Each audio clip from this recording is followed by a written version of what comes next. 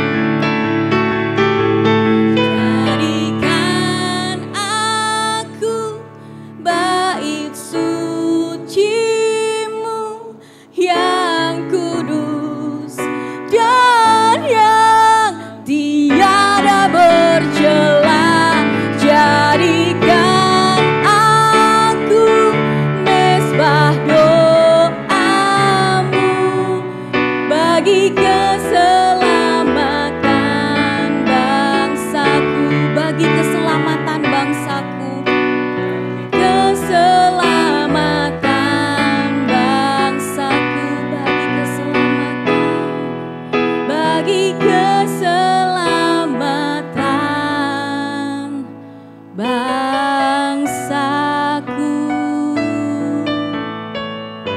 Kepada Pendeta Yohanes, waktu dan tempat saya persilakan.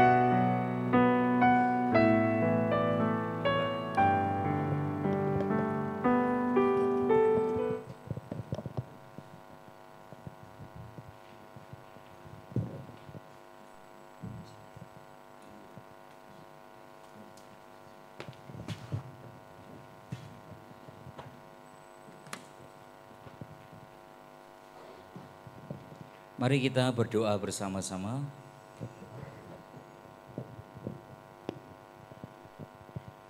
Bapa yang di surga, sore hari ini kami ingin mendapatkan sesuatu dari Tuhan. Kiranya kehadiran-Mu di tengah-tengah kami memberi kami hikmat, sekaligus pengertian yang baik dan benar akan kesehatan yang Tuhan telah anugerahkan bagi kami. Terima kasih Tuhan telah memberi kesempatan yang istimewa pada sore hari ini, sebelum kami dilengkapi dan dibukakan wawasan kami, diberikan pengertian yang benar tentang kesehatan kami juga rindu mendengar apa yang Tuhan ingin sampaikan kepada kami melalui firman Tuhan.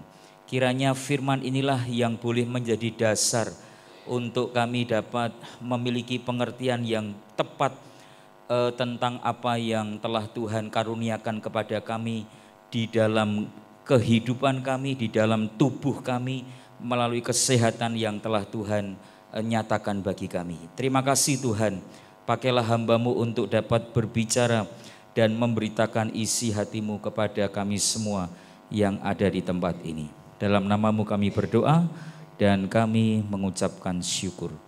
Amin. Silahkan duduk. Selamat sore, shalom. Ya, sore hari ini saya juga berterima kasih untuk Dr. Regan ya, bersama dengan Ibu yang boleh hadir.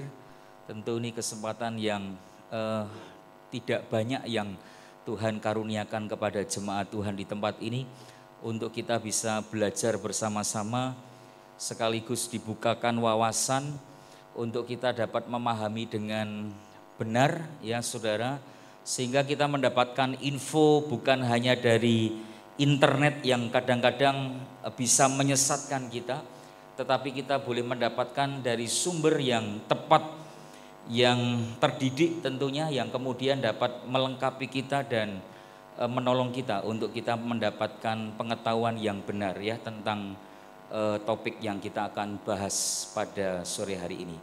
Sebelum kita akan sampai di sana, kita akan belajar dulu dalam beberapa bagian firman Tuhan. Kita akan banyak membaca saudara beberapa bagian firman Tuhan ini. Saya tentu tidak bisa langsung membahas di topik yang sudah ayat yang sudah kita tentukan, tetapi kita akan flashback mundur ke belakang untuk kita melihat sebagian kecil dari sejarah sehingga sampai kepada titik di mana yang akan kita bahas ya. Kita akan mulai dari kitab Kejadian pasal yang ke-31. Kitab Kejadian pasal 1 ayat yang ke-31. Ya. Demikian firman Tuhan. Maka Allah melihat segala sesuatu yang dijadikannya itu sungguh amat baik. Jadilah petang dan jadilah pagi, itulah hari ke-6. Kejadian ini ditulis sebelum manusia jatuh ke dalam dosa ya, dan Allah memberikan penilaian dan kesimpulan bahwa segala sesuatu yang diciptakan Tuhan itu baik. Next. Ya. Kemudian ayat yang ke-16, Kejadian pasal 2. Lalu Tuhan Allah memberi perintah ini kepada manusia, semua pohon dalam taman ini boleh kau makan buahnya dengan bebas. Terus, tetapi pohon pengetahuan tentang yang baik dan yang jahat itu janganlah kau makan buahnya. Sebab pada hari engkau memakannya, pastilah engkau mati. Terus, perempuan itu melihat bahwa buah pohon itu baik untuk dimakan dan sedap kelihatannya. Lagi pula pohon itu menarik hati karena memberi pengertian. Lalu ia mengambil dari buahnya dan dimakannya dan diberikannya juga kepada suaminya yang bersama-sama dengan dia, dan suaminya pun memakannya. Ya, sampai di situ pembacaan kita. Bapak Ibu jemaat yang dikasihi Tuhan, menarik ketika kita melihat sejarah hidup manusia dan kemudian dalam perkembangannya coba dikaitkan dengan masalah penyakit, masalah kesehatan, dan masalah tubuh yang kemudian dapat memuliakan Tuhan. Saudara, ketika Allah menciptakan semesta, dunia dan segala isinya, kalau kita lihat dari Kejadian pasal yang pertama 31 tadi, kita dapat melihat bahwa Allah melihatnya, kemudian Allah memberikan kesimpulan dan penilaian bahwa segala sesuatu yang telah diciptakan oleh Allah itu baik adanya. Kalau dalam terjemahan lain dikatakan sempurna apa yang diciptakan Tuhan itu. Tentu termasuk ketika Allah menciptakan kehidupan manusia dalam Kejadian pasal yang kedua. Sebelum kemudian dalam Kejadian pasal 3, firman Allah memberitahukan kepada kita manusia jatuh ke dalam dosa. Saudara, dari kejadian ini tadi kita diberitahu bahwa manusia dan segala ciptaan Allah sebelum dosa masuk dalam hidup manusia, segala yang dijadikan Allah itu perfect, sempurna. Tidak ada sesuatu yang bermasalah dengan apa yang telah diciptakannya.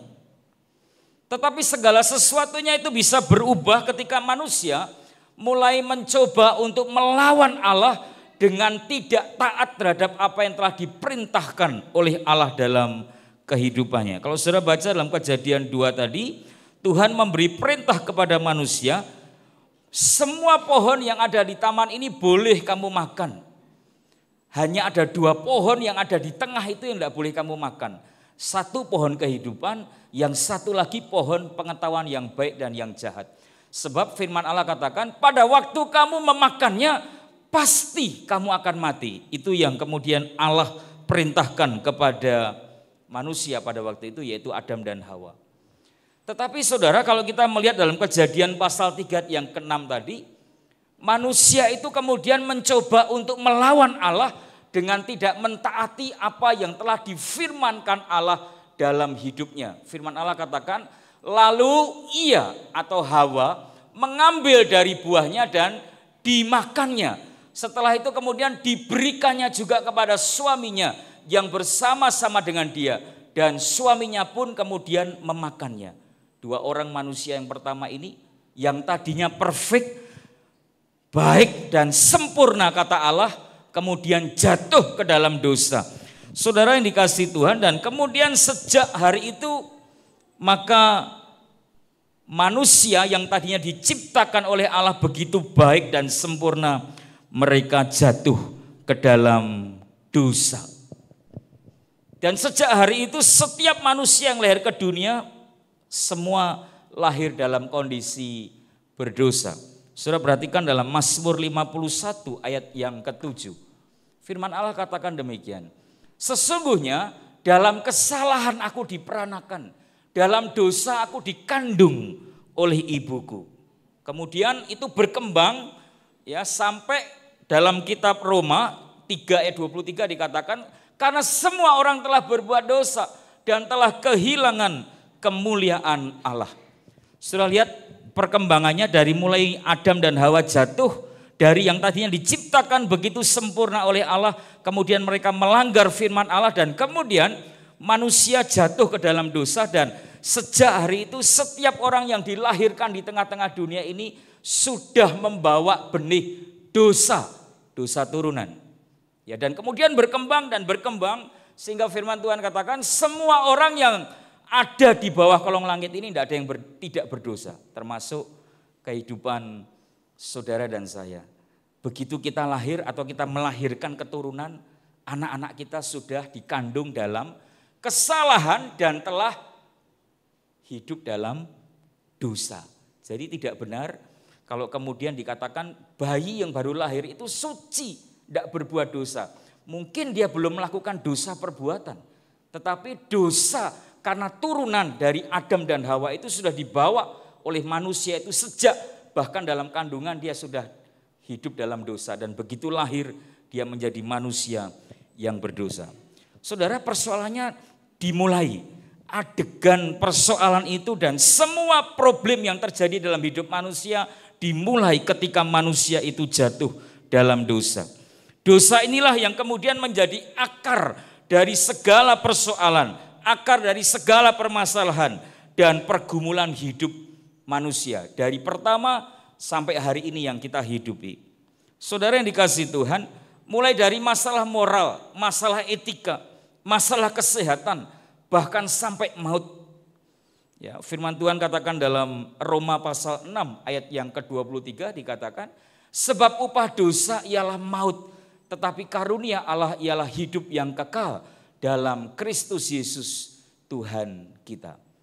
Sejak manusia jatuh dalam dosa dan dosa itu menguasai hidup seseorang, maka mulai muncul banyak persoalan yang terjadi dalam kehidupan manusia. Mulai muncul kejahatan-kejahatan yang ada di tengah-tengah dunia ini dan intensitasnya semakin naik, semakin kreatif untuk melakukan perbuatan yang tidak berkenan di hadapan Allah. Termasuk perkembangan sakit penyakit yang hari ini terjadi. Ya, mungkin kalau yang bergerak di bidang kesehatan jauh lebih mengerti, saudara. Sementara para ahli sedang riset, penyakit yang satu belum selesai ditemukan, ya obatnya sudah muncul penyakit yang lain. Yang satu selesai kemudian melakukan riset yang tadi baru muncul, baru diadakan riset muncul lagi penyakit yang lain. Dan selalu begitu. Saudara yang dikasihi oleh Tuhan, ini diakibatkan semua karena dosa. Dosa itu tidak hanya membawa seseorang kepada kesulitan, tetapi sampai kepada kematian. Baik mati secara jasmani, ya sesuai dengan waktu Tuhan, kita pasti akan mengalami kematian jasmani itu. Tetapi juga kematian secara rohani, terpisahnya seseorang dari Allah dalam kehidupannya. Saudara yang dikasihi Tuhan, tetapi good news-nya adalah ketika Yesus berinisiatif untuk kemudian berkenosis, hadir di tengah-tengah dunia, dia menanggalkan segala kemuliaannya, turun menjadi manusia untuk memberikan hidupnya bagi saudara dan saya. Ini good news, berita yang baik. Setiap orang yang percaya kepadanya, sekalipun dia telah berbuat dosa dan bahkan dosanya seperti merah kermisi, kata firman Allah, kalau dia percaya kepada Yesus Kristus, maka dia akan diampuni dan kemudian diselamatkan oleh karena anugerah Tuhan. Bukan karena perbuatan baik kita. Manusia tidak bisa mencapai keselamatan itu dengan dirinya sendiri, upaya sendiri, berbuat baik, beragama, beramal dan sebagainya. Tetapi lewat iman kita kepada Allah, ya, melalui pengorbanan Yesus Kristus, saudara dan saya yang percaya kita boleh mendapatkan keselamatan yang daripada Tuhan. Saudara, dalam Injil Yohanes pasal 3:16 dikatakan, karena begitu besar kasih Allah akan dunia ini, sehingga ia telah mengaruniakan anaknya yang tunggal, supaya setiap orang yang percaya kepadanya tidak binasa, melainkan beroleh hidup yang kekal. Setiap orang yang percaya, dia diberi hak istimewa untuk diampuni dan kemudian diselamatkan. Saudara, dan penebusan Tuhan itu tidak hanya berbicara tentang roh kita saja yang diselamatkan, tetapi jiwa dan tubuh kita. Ya, sebab manusia terdiri dari tubuh, jiwa, dan roh. Ya, ketika Allah menebus saudara dan saya, yang ditebus bukan hanya rohnya saja, tetapi tubuh dan jiwanya juga. Coba kita baca ya, kita akan mulai masuk kepada materi yang akan kita bahas dalam 1 Korintus pasal 6 ayat 19. Demikian firman Tuhan. Atau tidak tahukah kamu bahwa tubuhmu adalah bait Roh Kudus yang diam di dalam kamu, Roh Kudus yang kamu peroleh dari Allah, dan bahwa kamu bukan milik kamu sendiri. Perhatikan, yang saya kasih warna kuning itu, saudara perhatikan. Kamu bukan milik kamu sendiri. Ayat yang ke-20. Sebab kamu telah dibeli dan harganya telah lunas dibayar. Karena itu muliakanlah Allah dengan tubuhmu. Saudara, kalau dalam bahasa 1 Korintus pasal 6 ayat yang ke-20, ketika saudara percaya kepada Kristus, maka keselamatan yang dianugerahkan Tuhan dalam hidup saudara itu dibahasakan oleh Paulus dengan bahasa, kamu telah dibeli dengan harga yang sangat mahal. Bukan dengan emas dan perak, tetapi dengan hidup Yesus itu sendiri yang kemudian dikorbankan. Naik di atas kayu salib, dia mengalami penderitaan dan kematian, dan kemudian dia mengalami kematian, dan 3 hari kemudian dia bangkit dan mengalahkan kematian itu untuk memberikan kehidupan yang kekal kepada setiap orang yang percaya kepadanya. Dan harga itu telah lunas dibayar oleh Tuhan. Jadi saudara yang hari ini percaya kepada Kristus, firman Allah ini memberikan jaminan setiap kita yang percaya kepadanya, kita akan beroleh keselamatan yang daripada Tuhan. Saudara, dari dasar firman Allah ini kita akan menemukan beberapa pengertian penting yang kemudian kita korelasikan dengan masalah kesehatan dan tubuh kita ini. Yang pertama, saudara, kebenaran yang pertama yaitu tubuh kita ini bukanlah milik kita lagi, tetapi miliknya Tuhan. Sejak kapan? Sejak saudara percaya kepada Kristus, maka hidup yang kita hidupi, segala sesuatu yang berbicara tentang kita itu bukan milik kita lagi. Saudara bukan pemilik, saudaranya dipercaya oleh Allah untuk mengelola kehidupan yang Tuhan anugerahkan dalam hidup kita. Firman Tuhan berkata, atau tidak tahukah kamu bahwa tubuhmu adalah bait Roh Kudus yang diam di dalam kamu. Roh Kudus yang kamu peroleh dari Allah, dan bahwa kamu bukan milik kamu sendiri.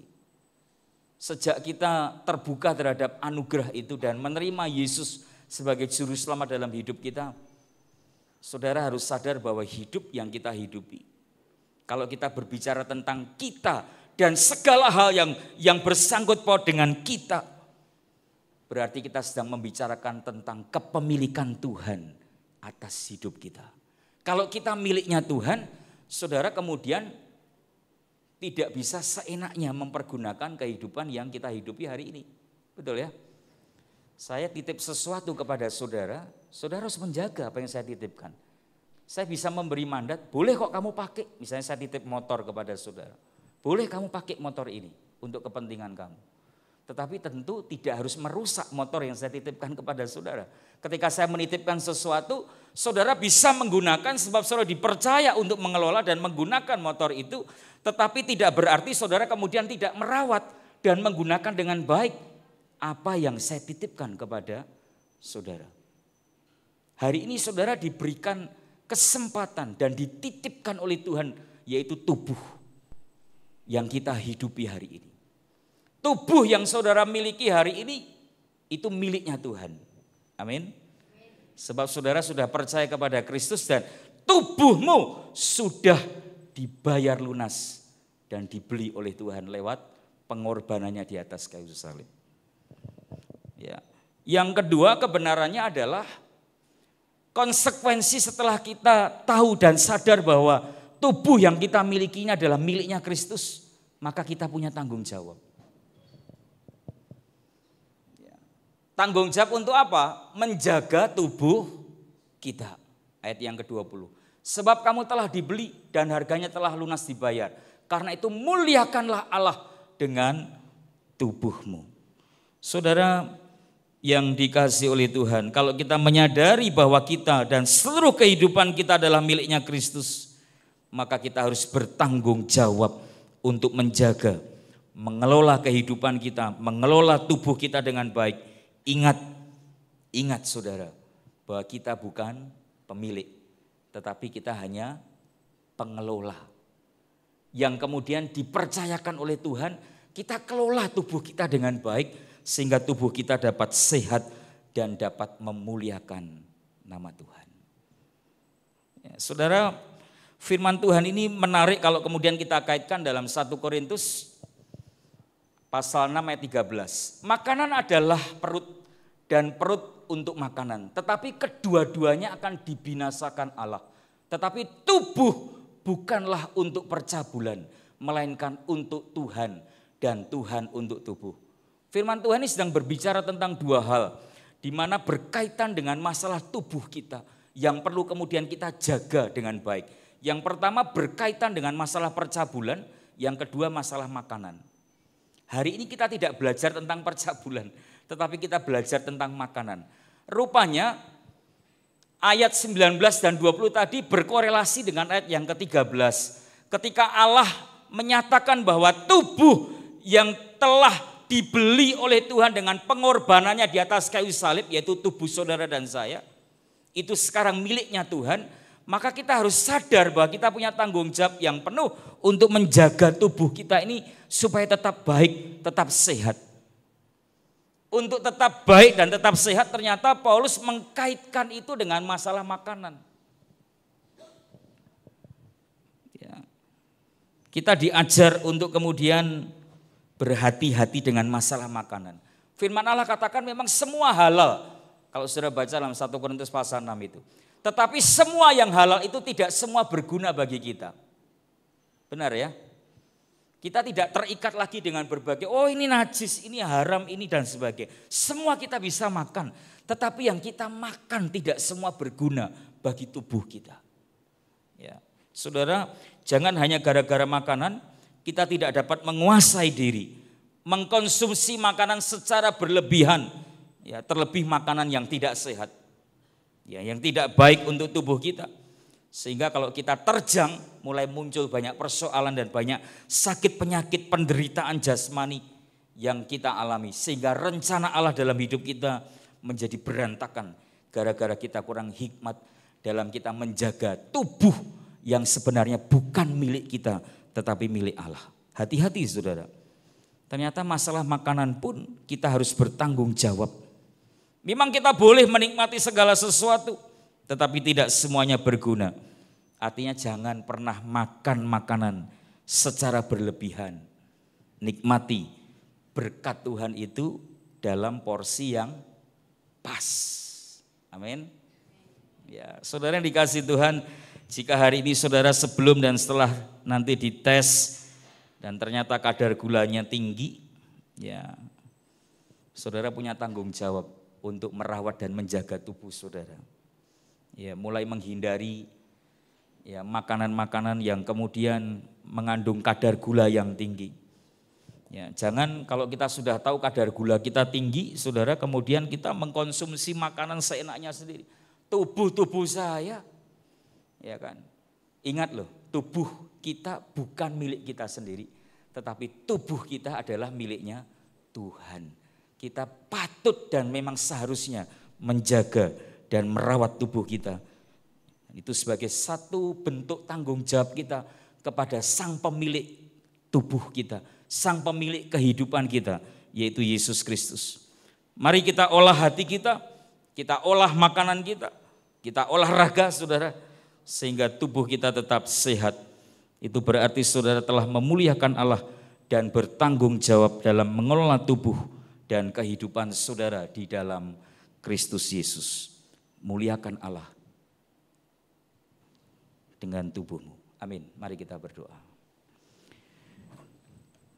Bapa di surga, terima kasih untuk dasar firman Allah yang boleh kami dengar pada sore hari ini. Tubuh yang kami miliki dan kami hidupi hari ini sepenuhnya adalah milik-Mu Tuhan. Sebab kami adalah orang-orang yang telah Engkau beli dan bayar lunas dengan pengorbanan-Mu di atas kayu salib. Kami bersyukur, kami diselamatkan bukan karena usaha kami, tetapi kami diselamatkan karena anugerah Tuhan. Tidak ada usaha apapun yang kami lakukan untuk membuat kami selamat, tetapi lewat pengorbanan dan kasih-Mu lah yang membuat kemudian kami diselamatkan. Itu sebabnya kami percaya Tuhan, bahwa apa yang kami hidupi hari ini, semua yang ada tentang kami, semua hal-hal yang berkaitan tentang kami, itu adalah milik-Mu. Kami hanyalah pengelola yang dipercaya Tuhan untuk mengelola hidup ini, mengelola tubuh ini, sehingga apa yang menjadi milik Tuhan itu kami jaga, kami rawat dengan baik. Kami punya tanggung jawab yang besar untuk membuat tubuh dan hidup kami tetap sehat, dan kami dapat memuliakan Engkau lewat hidup dan tubuh kami. Terima kasih, kiranya firman Tuhan ini boleh memberkati buat kami semua. Dalam nama-Mu kami berdoa dan kami mengucapkan syukur. Amin. Tuhan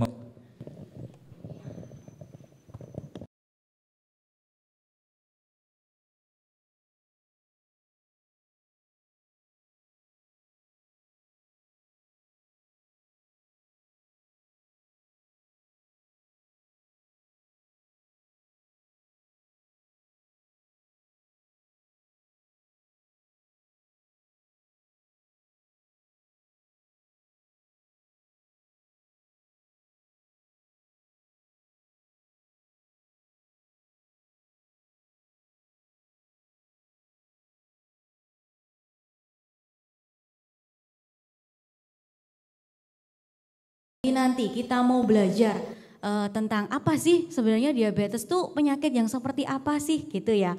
Kita akan mendengarkan materi tersebut yang akan dibawakan oleh Dr. Regan Tandio. Waktu dan tempat saya persilahkan.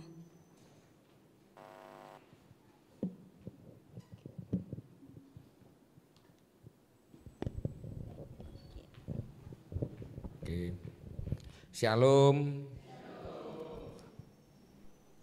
Apa kabar semuanya? Baik ya, hebat, luar biasa ya. Oke, benar-benar tadi yang dibawakan oleh Pendeta Yohanes itu sesuatu yang luar biasa ya. Jadi muliakanlah Allah dengan tubuhmu. Nah, bagaimana kita dapat memuliakan Allah? Ya, tentunya kita harus meningkatkan ya, kualitas hidup kita. Dan kalau kita kepingin memuliakan Allah itu lebih lama, berarti angka harapan hidup kita harus lebih panjang ya. Jadi jangan tubuh kita ini dibuat sakit terus ya, sehingga kita tidak bisa mulia. Contoh, kalau kita tidak bisa jalan, kita tidak bisa memuliakan Tuhan, betul? Nah, jadi ketika Bapak Ibu hari ini datang di tempat ini, ya itu artinya Bapak Ibu juga bisa peduli, ya merupakan langkah awal, ya bahwa Bapak Ibu ingin memahami tentang apa itu diabetes, ya dan kepingin sehat, ya dan kepingin memuliakan Allah lebih lagi. Gitu ya, amin. Ya, oke. Ayo kita mulai ya. Ayo, Bu Erni. Oke, ini acaranya adalah mitos dan fakta diabetes mellitus. Ini saya ambil satu quote dari Leonardo da Vinci. Rintangan tidak bisa menghancurkan saya. Setiap rintangan menghasilkan keteguhan hati.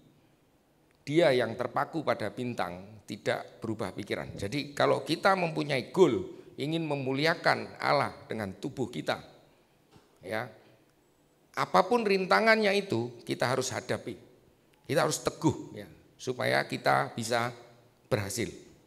Ya salah satunya caranya harus belajar. Ya, jadi kita harus bertumbuh, ya jiwa kita harus bertumbuh, pikiran kita harus bertumbuh, ya belajar sehingga kita bisa mendapatkan suatu pemahaman, nah kita bisa mengimplementasikan atau menjalankan ya apa yang sudah diterangkan tersebut dan membuat tubuh kita menjadi lebih sehat. Oke, next. Nah, tentang apakah seminar ini?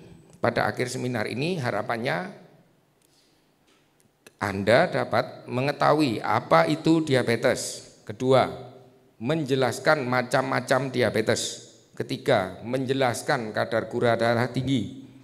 Keempat, menguraikan bagaimana Anda dapat mengelola diabetes Anda. Kelima, kita dapat mengadopsi, ya, beradaptasi membiasakan diri dengan gaya hidup sehat, termasuk memilih nutrisi, ya, kemudian aktivitas fisik, penurunan berat badan dalam konteks diabetes secara mandiri. Jadi boleh dicatat ya Bu, Bapak Ibu ya. Jadi ini memang agak teknis, tapi saya akan mencoba untuk menerangkannya sehingga dapat mudah dipahami. Oke, next. Kelihatannya sudah lama enggak belajar ya. Ini jadi kayak belajar lagi gitu. Ya. Apakah diabetes itu? Yuk next yuk slide. Ya. Jadi pada saat nanti Bapak Ibu pulang ya, dari beberapa 5 hal tadi ya, sehingga kalau nanti ditanyai ya oleh siapapun ya, Bapak Ibu bisa mengetahui apa itu diabetes dan semua faktor-faktor resikonya. Next ya. Nah ini kita mulai ya, angka kejadian. Ini adalah data dari IDF ya, International Diabetes Foundation. Itu menunjukkan bahwa jumlah penderita diabetes ya di dunia pada tahun 2021 mencapai 537 juta ya, dan diprediksi itu akan meningkat ya sampai 643 juta di tahun 2030 dan 783 juta pada tahun 45. Lumayan banyak ya, 700 itu artinya kalau Indonesia 270 juta jiwa itu 3-4 kali jumlah penduduk di Indonesia. Kalau penduduk dunia totalnya sekitar 8 miliar. Ya, ini adalah yang penyakit diabetes. Belum yang metabolic syndrome atau pre-diabetes itu tidak terhitung. Ya. Kalau pre-diabetes angka kejadiannya 1:3. Jadi kalau di tempat ini ada 3 orang, salah satu pasti metabolic syndrome. Ya. Nah, kemudian menurut IDF juga Indonesia ini menduduki peringkat kelima negara dengan jumlah diabetes yang terbanyak. Ini jangan ditepuk tangani ya Bapak Ibu. Ini memang masuk 5 besar tapi bukan 5 besar yang bagus ya. Ini 5 besar yang tidak bagus ya. Kalau yang tidak bagus gini tidak usah ditepuk tangani ya. Jadi di Indonesia ini 19,5 juta di tahun 2021 ya, dan itu akan meningkat di tahun 45 itu diprediksi ya oleh IDF itu 28,6 juta ya. Nah, kemudian sekarang saat ini persoalan ini sudah menjadi perhatian dari Kementerian Kesehatan ya. Kementerian Kesehatan serius di sini ya. Mengingat diabetes mellitus ini adalah merupakan ibu dari segala penyakit atau mother of disease ya. Next slide. Nah, apa itu penyakit diabetes? Diabetes adalah suatu kondisi medis kronis ya. Ini saya pelan-pelan ya. Kondisi medis kronis, jadi berlangsung lama ya, yang mempengaruhi cara tubuh kita atau cara tubuh Anda mengatur gula darah atau glukosa. Saya ulang ya, jadi kondisi medis kronis yang mengatur cara tubuh Anda mengatur gula darah. Jadi gula darah ini sebenarnya kalau kita sehat ya normal-normal saja, tetapi kalau tidak baik ya ada sesuatu ada suatu masalah atau gangguan ya, maka akan terganggu ya. Jadi kadar gula kita akan terganggu, bisa naik ya, sehingga dapat menyebabkan kadar gula darah kita itu tinggi, dan jika tidak dikelola dengan baik itu dapat menimbulkan berbagai macam komplikasi kesehatan. Oke, next yuk. Nah, apa jenis dan perbedaan penyakit diabetes itu? Ada 3 ya. Jadi diabetes mellitus tipe 1, tipe 2, dan diabetes gestasional. Diabetes tipe 1 ini ya, ini adalah kondisi di mana sistem kekebalan tubuh kita ini melawan tubuh kita sendiri, sehingga merusak pankreas ya. Sehingga pankreas kita ini tidak bisa atau tidak dapat menghasilkan insulin, tidak dapat mengatur kadar gula darah, sehingga gula darahnya itu menjadi tinggi ya. Nah, ini biasanya diperlukan insulin. Dan biasanya yang diabetes tipe 1 ini sudah sejak bayi.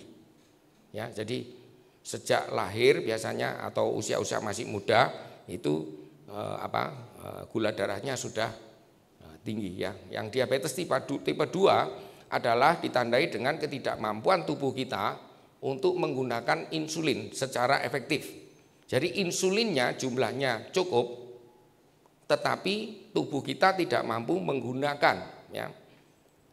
Nah, ini dikenal sebagai resistensi insulin. Bahkan kadang-kadang ya, insulin di tubuh kita yang dikeluarkan oleh pankreas itu jumlahnya melebihi, kadarnya melebihi kadar normal, tetapi gula darah kita tetap saja tinggi. Jadi insulinnya ini kualitasnya buruk ya.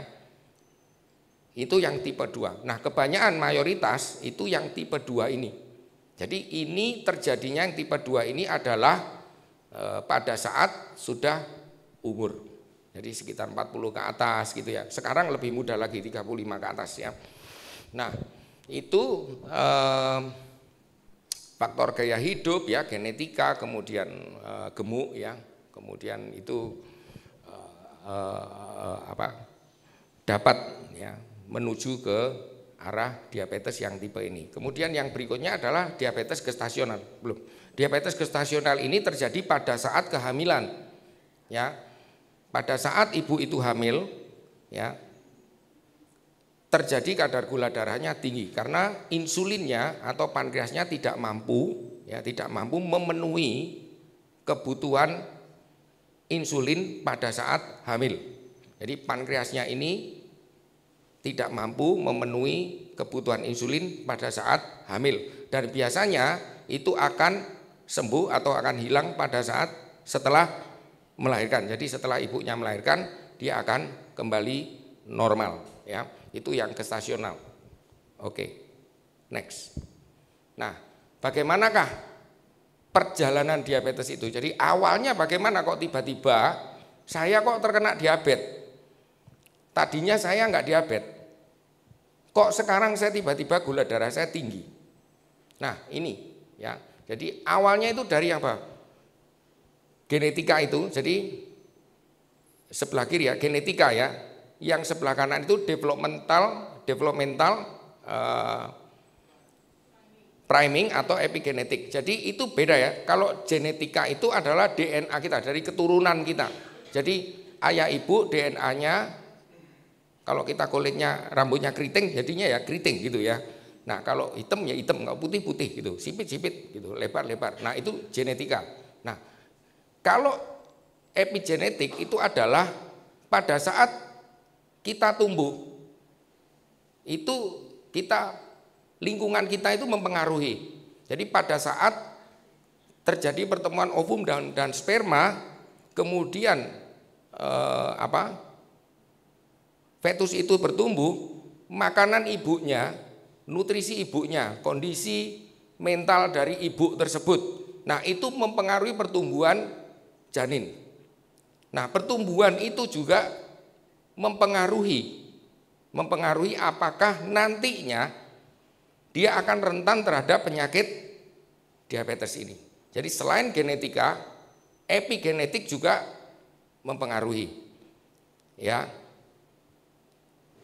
Dua ini, genetika dan epigenetik ini, akan menjadi faktor kerentanan.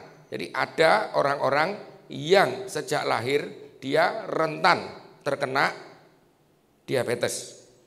Nah, kenapa bisa rentan? Ya karena genetikanya ada keturunan dan ibunya pada saat hamil nutrisi atau makanan atau gizinya itu kurang baik atau tidak dipenuhi.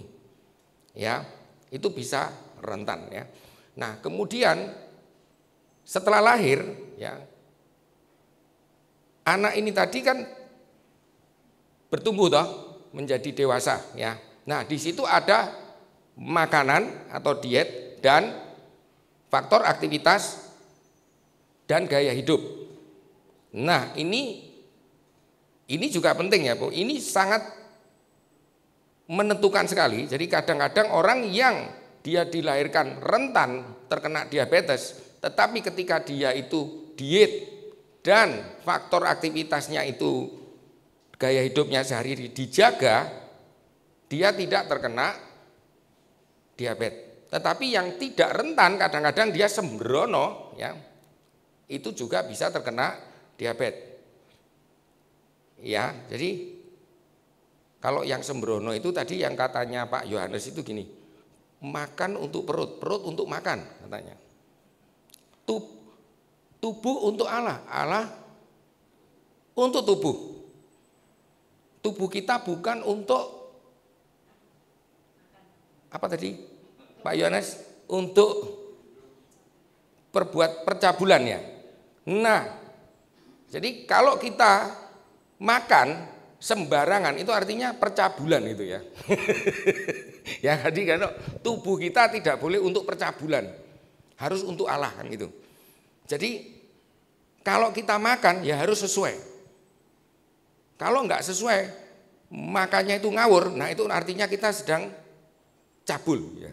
Jadi cabul itu bukan cuman hanya sekedar lihat cewek suwi-suwi, bukan ya. Berarti makan ini juga bisa cabul. Ini kalau saya tadi lihat dari khotbahnya Pak Yohanes ini, oh gitu ya. Bener ya. Jadi diet, aktivitas dan gaya hidup kita sehari-hari itu ya, itu kalau terakumulasi itu akan dapat mengakibatkan akumulasi lemak ektopik. Jadi kalau kita makannya berlebih-lebihan, kemudian gaya hidup kita, gaya hidup yang mager ya, malas gerak atau inactivity, nah maka lemak di dalam tubuh kita ini akan terakumulasi ya, dan lemak ini akan nantinya akan mengakibatkan ya, itu ada 3 hal ya, 1, 2, 3 itu CVD itu adalah cardiovascular disease, kemudian NAFLD itu adalah non alcoholic fatty liver disease, yang kemudian itu juga akan bisa resistensi insulin ya, nah atau langsung resistensi insulin. Nah setelah resistensi insulin, maka kalau tidak dikendalikan dengan baik itu akan terjadi penyakit diabetes ya. Jadi perjalanannya seperti itu ya, Bapak Ibu. Next. Nah, lantas bagaimana cara kita mengetahui ya kalau kita ini terkena diabetes? Nah, di situ ada 2 gejala dan tanda ya. Kalau tanda ini harus dites lab, harus diperiksa ya.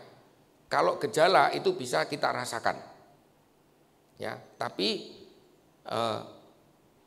jangan terus kerasa terus nanti mendiagnosa sendiri, takut sendiri, jangan seperti itu ya Bapak Ibu ya. Jadi mesti dipastikan dulu ya. Jadi gejalanya adalah 1, sering buang air kecil, khususnya yang paling patognomonik itu adalah pada saat kita tidur malam. Jadi pada saat kita malam tidur itu kita pipis berapa kali?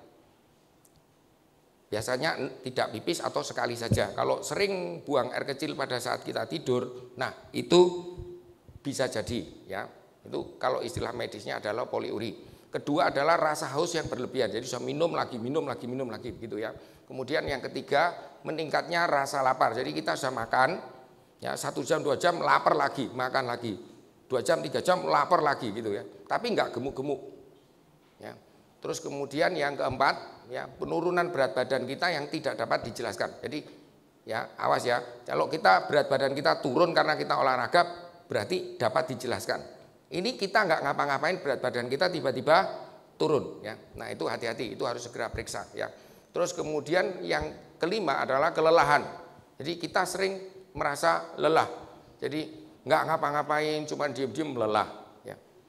Nggak ngapa-ngapain lelah, ya. Tuh kok rasanya nggak enak. Nah itu, ya, itu juga harus diperiksa, ya. Kemudian yang keenam, penglihatan kita kabur, ya. Bukan katarak ya. Kalau katarak itu seperti ada bayangan seperti ada bayangan hitam. Tapi kalau ini kabur, ya. Kemudian yang ketujuh adalah penyembuhan luka kita lambat. Jadi kalau terjadi luka kecil, ya itu lama gitu, 1 bulan, 2 bulan itu nggak sembuh-sembuh, ya. Kemudian terjadi sering infeksi. Jadi ada orang flu sedikit kita kena, batuk-batuk kita kena, ya. Nah, gampang mudah sekali terkena infeksi. Kemudian 9 ya kesemutan atau mati rasa. Nah, itu karena saraf kita yang di tepi ya itu sudah terjadi sudah mati ya atau fungsinya menurun. Jadi tebal, kesemutan tebal seperti itu. Ya, di ujung kaki atau di ujung tangan itu yang paling sering. Lama-lama kalau dia bertambah lama ya itu akan naik gitu. Jadi awalnya di ujung, kemudian dia naik gitu ya. Nah, lama-lama kita nggak terasa, mati rasa. Nah, akhirnya kalau luka itu kita nggak terasa sakit ya. Jadi kayaknya lukanya besar tapi kok nggak sakit, ya itu aneh ya. Harusnya kalau luka itu mesti sakit ya. Kalau ada luka terus nggak sakit itu katanya kuat gitu. Nah, itu nggak kuat, itu salah, error ya. Jadi itu sarafnya error, bukan kuat ya. Itu kadang-kadang kalau orang diabetes kemudian dia itu kakinya luka ya, terus ketika diobati mulai sembuh, saraf-sarafnya itu mulai berfungsi, akhirnya sakit. Nah, akhirnya gini, waduh ini obatnya nggak cocok karena sebelumnya nggak sakit kok sekarang nyut-nyut. Ini berarti dokternya bodoh, tak buang aja obatnya. Nah, itu keliru ya. Jadi rasa yang kita rasakan di dalam diri kita ini, yang kita merasakannya itu bisa ketipu Bapak Ibu. Ya, jadi kalau kita memang sudah kena diabetes terus rusak ya, itu sarafnya rusak, ya kita nggak kerasa, kesandung aja nggak kerasa kok ya.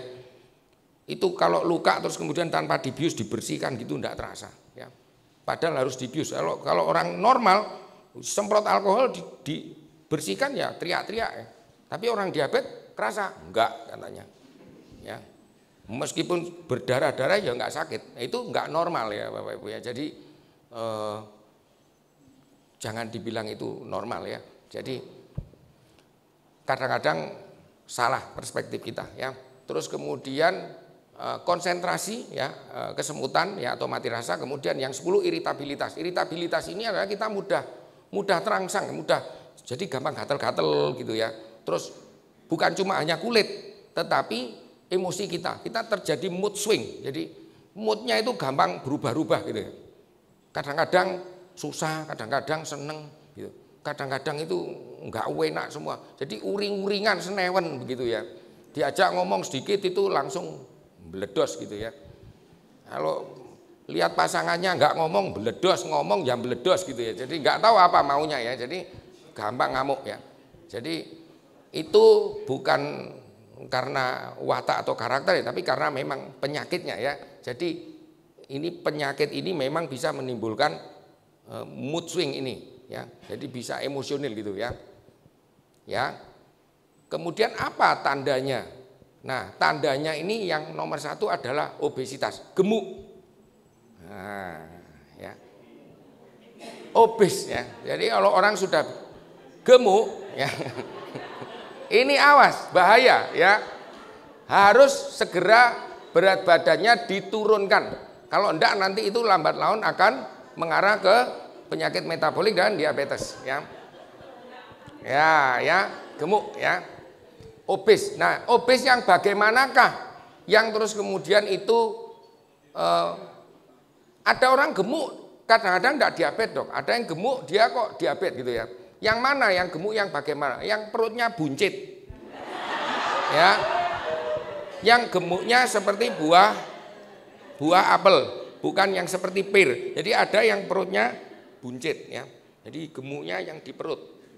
Ya, kalau yang di sini kadang-kadang ininya yang gede ya, jadi perutnya nggak buncit tapi ini besar, pantatnya yang besar, itu enggak ya, jadi yang perutnya yang besar. Ya, Kemudian kedua ya, peningkatan kadar gula darah ya, itu gula darah puasa itu lebih dari 126 mg per desiliter. Kemudian 2 jam PP-nya lebih dari 200 mg per desiliter. Kemudian acak lebih dari 200 mg per desiliter. Nah, HbA1c itu lebih dari 6,5%. Nah, tadi kalau ada yang sudah tes, nah itu bisa dicek, dilihat ya, apakah melebihi parameter ini. Jadi kalau gula darahnya tadi itu yang dicek apa, acak atau puasa atau 2 jam setelah makan. Nah nanti bisa dicek ya, apakah saya diabetes atau enggak. Hasilnya sudah langsung keluar ya. Nanti berarti ini harus dicatat, dihafalkan ya. Kemudian yang ketiga itu glukosuria. Jadi di pipisnya itu ada gulanya. Jadi rasanya manis. Nah, kalau dicek, kalau misalkan pas di rumah WC-nya itu atau toilet yang dipakai pipis itu dirubung semut. Ya. Jadi ada semut di sana. Umumnya enggak ada. Tapi kalau ada yang diabetes di kamar mandi atau di WC itu ada semut. Nah, itu mesti curiga, ini siapa yang pipisnya manis gitu ya. Semut itu cepat ya. Terus kemudian yang keempat adalah ketonuria. Ketonuria itu pipisnya ada ketonnya, biasanya berbusa dan baunya itu bau keton. Bau keton itu aseton, tahu Bu? Yang untuk kutek. Nah, ada bau aseton seperti itu. Ya. Dan berbuih. Bukan berbuih yang karena di toilet ada sabun ya Bu ya. Bukan seperti itu, memang berbuih. Jadi waktu tidak ada sabun dia berbuih ya. Nah, itu artinya di air pipisnya itu ada ketonnya yang seharusnya nggak boleh ada ya. Next. Nah, mengapa kadar gula darah kita ini kok bisa tinggi? Nah, di situ ada 1, 2, 3, 4 ya, 4 ya penyebabnya. Yang pertama adalah asupan karbohidrat. Jadi dari lambung. Kalau kita makan karbohidrat terus, ya, gula darah kita akan tinggi. Jadi pankreas kita ini punya batas. Ya, kita ada angka kecukupan gizi. Ya, jadi apakah kita satu hari itu butuh karbohidrat 1.500 atau 2.000 atau 2.500 itu nanti ada cara menghitungnya. Ya, jadi kita tidak boleh ya kemudian sembrono mengkonsumsi makanan yang berlebih-lebihan ya di atas angka kecukupan gizi kita. Nah, yang paling bahaya itu adalah gula ya Bapak Ibu. Gula yang benar-benar gula ya Bapak Ibu. Kita ini tidak butuh gula. Gula ini tidak esensial bagi tubuh kita. Ya. Di dalam gula tidak ada kandungan nutrisi lain. Ya, jadi bukan nasi. Kalau nasi itu di dalam nasi memang ada karbohidrat. Tetapi juga ada serat dan juga ada B kompleks. Kalau kita makan nasi ya, lambung kita ini sudah secara alami akan membatasi kita untuk stop makan. Jadi 8 sendok ya, itu hanya 150 kalori. Coba Bapak Ibu makan 16 sendok pasti nggak muat, betul? Kenyang, ya kan? 16 sendok, pernah dihitung nggak? Enggak ya, coba nanti dihitung ya. Nah, puluh ya, coba nanti dihitung. Kalau makan tuh satu kira-kira rasa kenyang itu berapa sendok? 1, 2 gitu, coba dihitung ya. Nah, kalau Bapak Ibu itu makan sehari 3 kali, kalau makan 16 sendok berarti cuma 900 kalori Bu. Sedikit. Bapak Ibu makan McD itu ya, satu porsi itu 900 kalori Bu. Makanya itu namanya junk food. Ya, tapi kalau makan nasi yang di rumah itu enggak ya. Ya, jadi mitos atau fakta itu tadi ya. Kalau makan nasi itu membuat kadar gula kita langsung tinggi. Oh tidak Bu, ya. Karena di situ ada serat dan seratnya nasi itu bisa agak mengurangi ya penyerapan karbohidrat di dalam tubuh kita. Jadi kalau gula dia begitu kita minum langsung masuk bus ya. Dan kita nggak kenyang. Ya, perut kita nggak kenyang. Kita minum Coca-Cola misalkan 1 botol, yaitu gulanya itu 3 kali lipat dari kalau kita pakai air. Jadi kalau pernah minum soda gembira, ya itu kita mesti kasih susu Indomilecnya double, betul? Bahkan triple supaya rasanya manis. Ya, padahal kalau itu kita pakai air biasa itu manisnya enggak karu-karuan, betul? Nah, itu kalau kita sudah makan gula ya, soda gembira begitu. 1 jam kita lapar lagi. Minum lagi. Nah, itu over. Nah, kalau itu terus-terusan, nah maka kita akan bisa terkena diabetes ya. Kadar gula kita akan naik karena pankreas kita akan nggak kuat, nggak mampu untuk mengatasi itu ya. Jadi kita cuma memperhatikan mulut kita ya, memperhatikan enaknya, tetapi tidak memperhatikan apakah tubuh kita ini butuh atau tidak gitu. Ya, jadi makan itu sebenarnya adalah untuk kecukupan sel kita, tubuh kita, bukan untuk lidah ya, untuk menyenangkan lidah saja. Tetapi bagaimana kita mikir supaya sel-sel tubuh kita ini sehat, itu yang penting Bapak Ibu. Ya, bukan untuk enak. Oh, enak gitu ya. Nah, makanya kenapa trennya itu semakin tinggi yang tadi katanya CIDF itu karena memang makanan sekarang itu banyak yang manis-manis, apalagi usum kafe. Sekarang kafe di mana-mana, betul?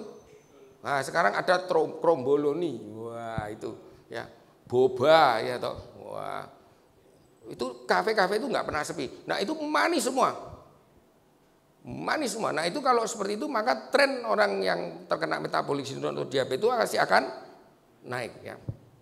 Nah itu sebenarnya kurang baik ya. Terus kemudian yang kedua adalah, nah pengambilan di otot kita itu turun, pengambilan gula yang di otot. Jadi kalau orang bertambah usia atau bertambah tua ya, itu ototnya semakin mengecil, atrofi. Nah, karena semakin atrofi atau mengecil, makan kita tetap. Nah, maka kan harusnya makanan itu, gula itu dipakai oleh otot. Tetapi karena ototnya mengecil, maka gulanya tetap tinggi.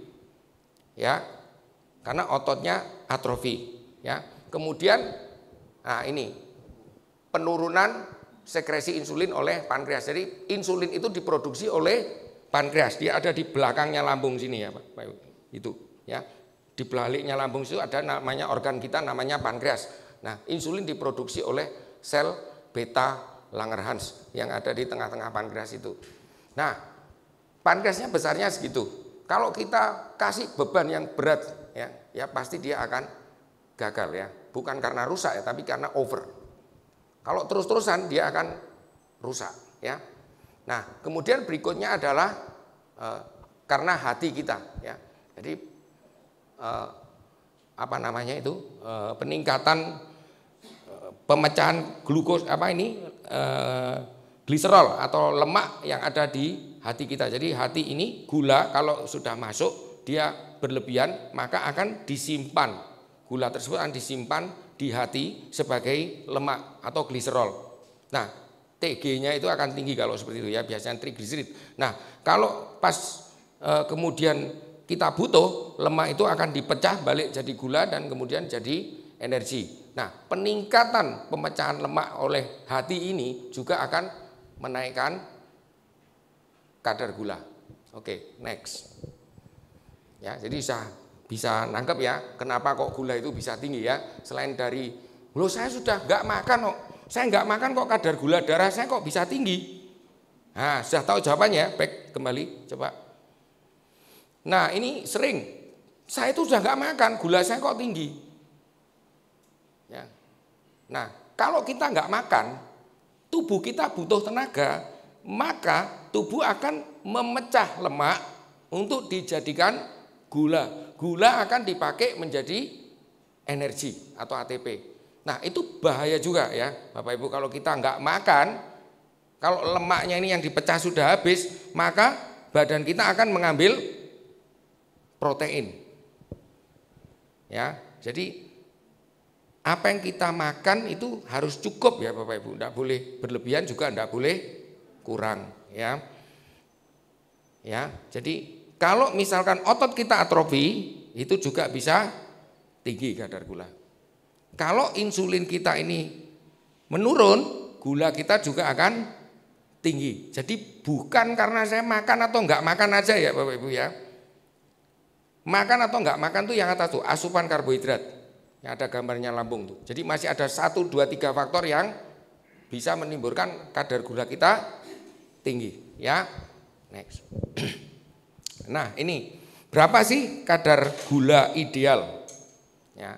Untuk puasa itu 70 sampai 99. Tadi ada yang tanya ya, saya puasanya harus berapa lama? Nah, puasa ini setidaknya 8 jam.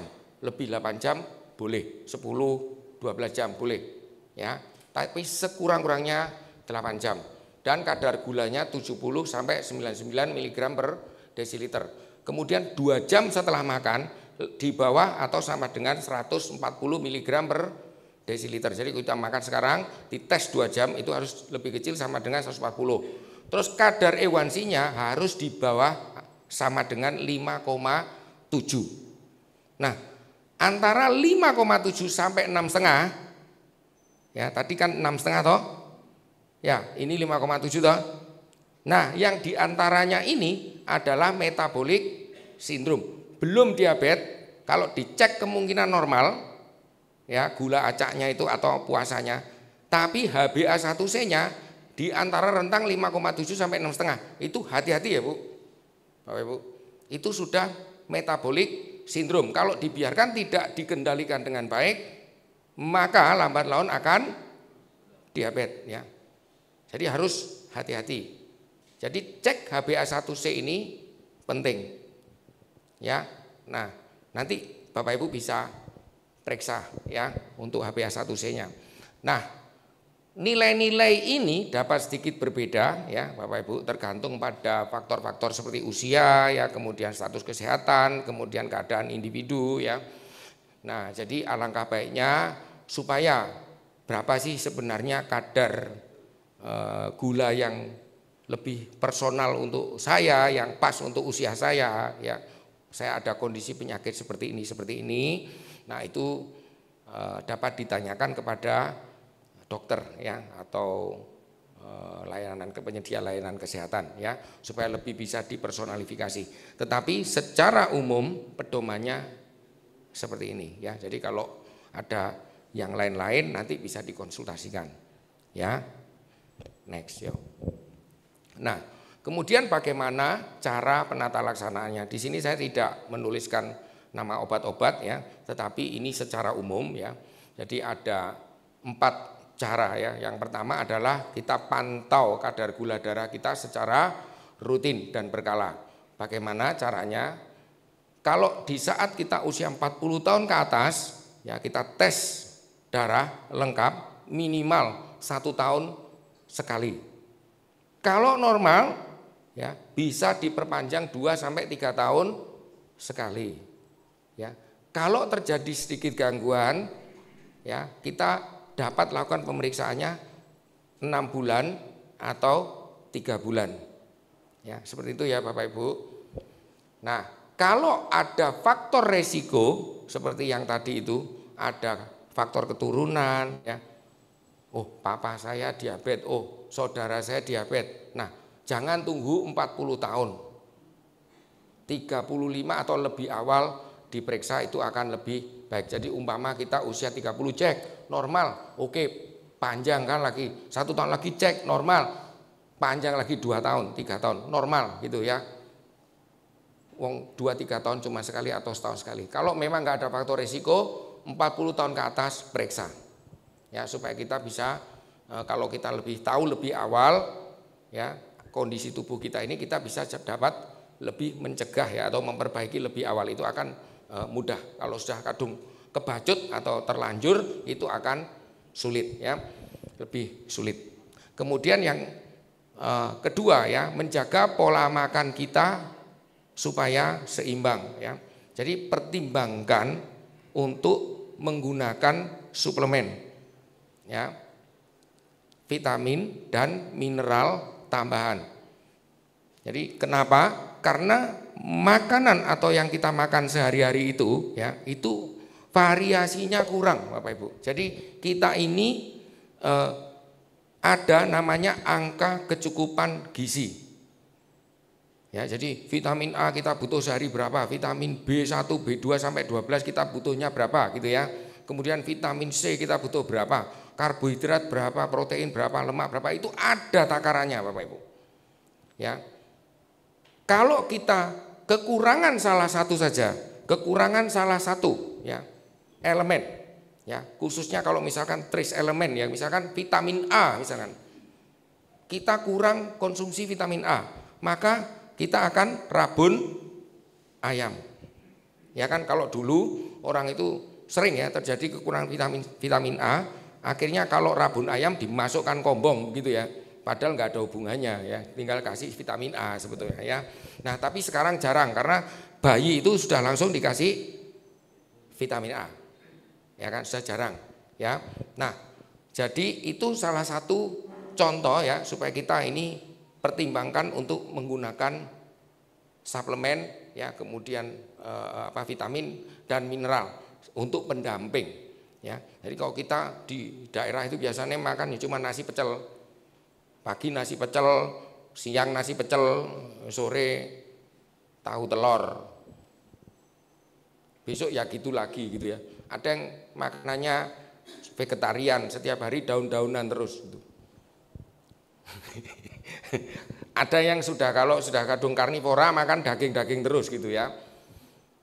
Ada herbivora, ada karnivora, ada yang omnivora begitu ya. Jadi mungkin ada salah satu atau beberapa yang kita perlukan ya, yang tapi belum kita makan atau kita belum masukkan ke dalam tubuh ya. Jadi pertimbangan ya Bapak Ibu. Yang ketiga ya, melakukan aktivitas fisik secara teratur.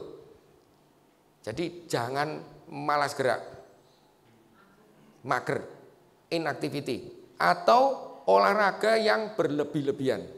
Itu juga tidak baik. Ya. Kemudian yang keempat, mengkonsumsi obat atau insulin sesuai resep profesional kesehatan. Kalau memang sudah diabetes. Ya. Next.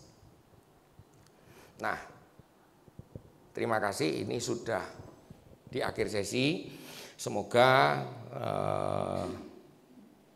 yang apa sudah diberikan ini bisa menambahkan insight yang baru ya, sehingga kita nantinya bisa menjalankannya dan bisa membagikan dengan rekan saudara ya.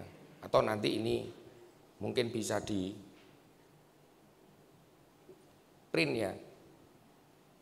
Nanti bisa di print, di copy gitu, dibawa pulang dipakai untuk belajar gitu ya. Oke, sekian, terima kasih.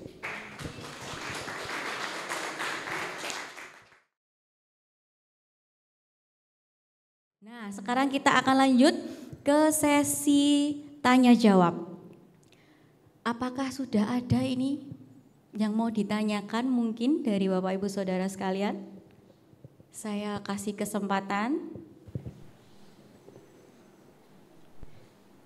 Saya persilahkan Dr. Regan untuk boleh maju lagi. Ya, silakan duduk, menempati singgasana. Ya. Tidak ada atau oh ada. Oh ya. Silakan. Ya. Sebentar sabar, dikasih mic-nya dulu. Oke. Saya berterima kasih kepada Dr. Regan yang bersedia untuk melayani kami. Kenalkan, saya Nani Van Maulan, pasca operasi tumor otak di otak kiri kecil tahun 2005 dan berhasil sampai saat ini saya sehat, puji Tuhan. Yang saya tanyakan, saya tidak pernah cek darah kira-kira setahun atau 2 tahun yang lalu, gula darah saya tidak ada. sekitar 1 tahun ini saya kok sering ngantuk. Atau itu efek saya minum pegagan atau enggak ya? Terus kebiasaan saya juga makan snack. Saya penjual makanan kecil, Oreo, beng-beng, terus biskuat, saya suka makan itu. Tapi saya suka minum air putih banyak. Saya enggak suka minum teh manis, kopi manis enggak pernah. Terima kasih dokter. Itu aja. Adakah saya ini punya gejala orang yang mau kencing manis apa enggak? Tuhan memberkati pelayan Bapak. Terima kasih. Langsung dijawab ya? Langsung. Oke. Jadi untuk lebih pastinya ya Bapak Ibu, jadi kan makanya untuk gejala itu awas ya, hati-hati ya, itu kadang-kadang bisa self diagnosis seperti itu. Jadi kalau Bapak Ibu itu biasanya terus lihat YouTube gitu ya, oh ini kelihatannya kok saya ya itu, nah itu. Jadi kadang-kadang itu kita self diagnosis akhirnya keliru ya. Nah jadi kalau memang ada rasa keraguan seperti itu, wah jangan-jangan saya nanti gitu, lebih baik diperiksa ya. Kalau itu ada gejala-gejala seperti itu ya, langsung dicek apakah tanda-tanda yang seperti tadi itu ada ya. Kalau nggak ada ya udah berarti aman, itu hanya terasa saja ya. Jadi sering lelah ya Bu, sering ngantuk, lelah.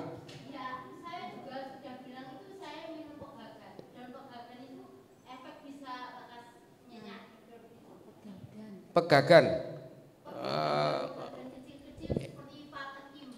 iya. Kalau nggak minum itu, tetap itu ya berarti nggak ada efeknya ya.